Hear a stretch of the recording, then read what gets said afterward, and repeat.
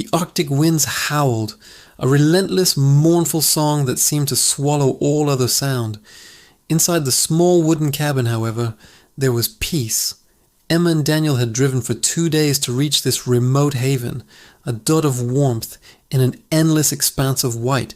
A fire crackled in the stone hearth, its flames dancing and throwing cozy shadows across the log walls.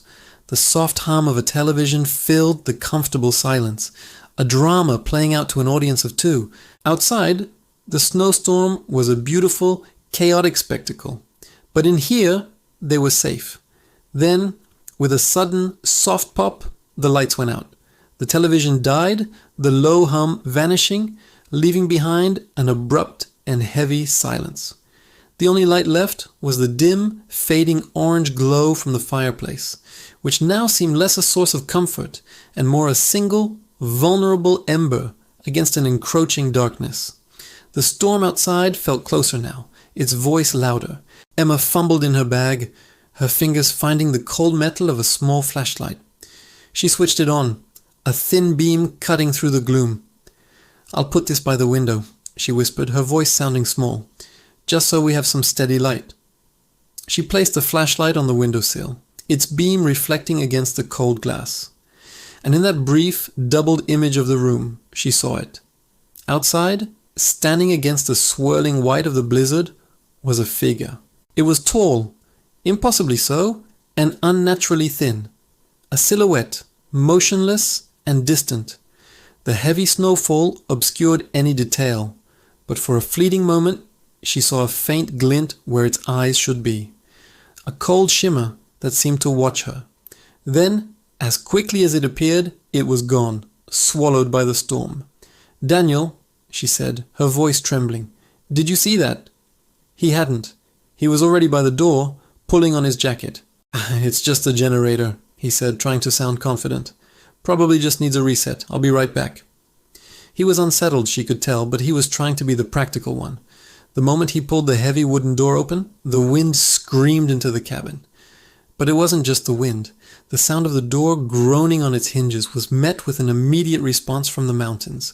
A loud, perfect echo that boomed back at them as if the landscape itself was answering. It wasn't natural. It was a mimicry, a call and response that sent a shiver down Daniel's spine. He didn't step outside. Instead, he slammed the door shut and threw the deadbolt. His face was pale. "Loud noises," he breathed. "I don't think loud noises are a good idea out here." They huddled together near the dying fire, listening. The wind was a constant assault, but now a new sound joined its chorus, a soft crunching in the snow, slow, deliberate, the sound of something heavy walking, step by careful step. Then another from a different direction, and another. Soon it sounded like several things were circling the cabin, their movements patient and measured. They never saw anything clearly, just the endless dance of snow outside the windows. The couple instinctively dimmed every possible light source. The flashlight was turned off. They let the fire burn down to embers, plunging the cabin into a deep, velvety darkness. Every shadow that stretched and warped on the walls seemed to take on a life of its own. Emma would catch glimpses of movement out of the corner of her eye, dark shapes flitting past the windows, too quick and indistinct to be anything but a trick of the mind. Or so she hoped. Then came the tapping, a light, hesitant tap on the east wall, then another on the roof. They were soft, almost like ice cracking, but they were rhythmic. A footstep on the porch, the sound of something brushing against the wooden siding. The distant echo-like calls returned, bouncing between the unseen peaks of the mountains. They were learning. Whatever was outside was impossibly sensitive to sound. Daniel accidentally knocked a log near the fireplace. It made a dull thud. Immediately the crunching footsteps outside shifted, moving closer to that exact spot before pausing, listening, waiting. They realized the terrifying truth of their situation. Silence was survival. They communicated with gestures, their faces illuminated only by the faint red glow of the last coals. But the cabin itself was old, a creature of wood and stone that groaned and creaked with every gust of wind. The temperature was plummeting, and the structure contracted, letting out sharp cracks and pops they couldn't control. And each time the house made a noise, something outside would answer. A subtle shift in the shadows, a soft scrape against a window pane, the crunching footsteps drawing nearer. They couldn't stay by the fire. They were too exposed.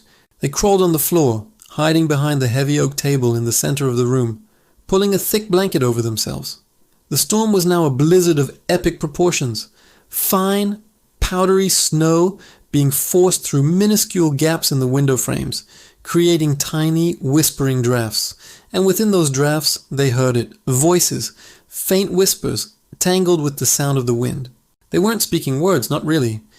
It was more like an imitation of human speech. The cadence, the rise and fall of a sentence, but without meaning. It was as if something was trying to mimic the sounds they'd made earlier, the television, their conversation, twisting them into something alien and unsettling. The echoes from the mountains had found a new, more intimate way to haunt them.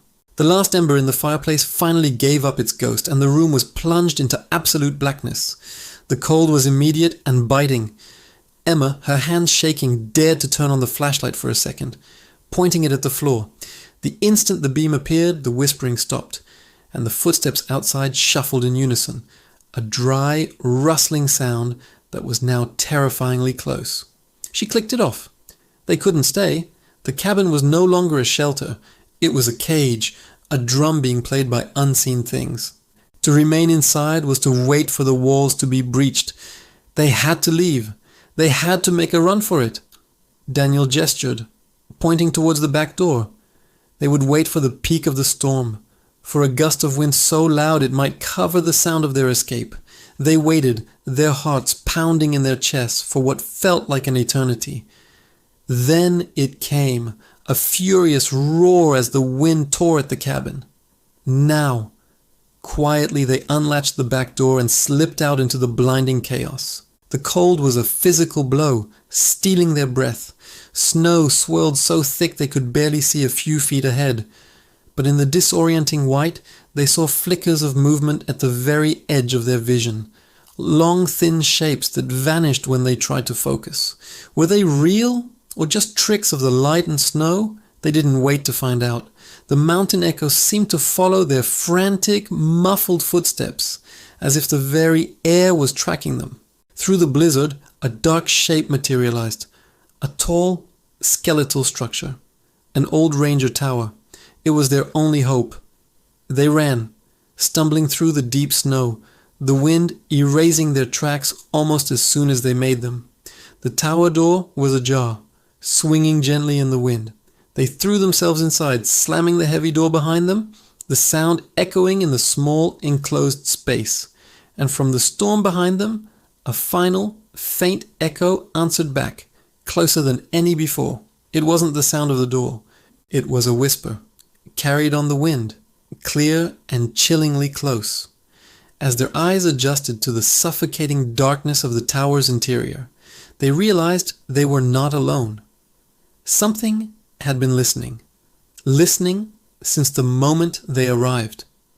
The whisper swirled around them, blending with the howling wind, forming two distinct words. "We heard you.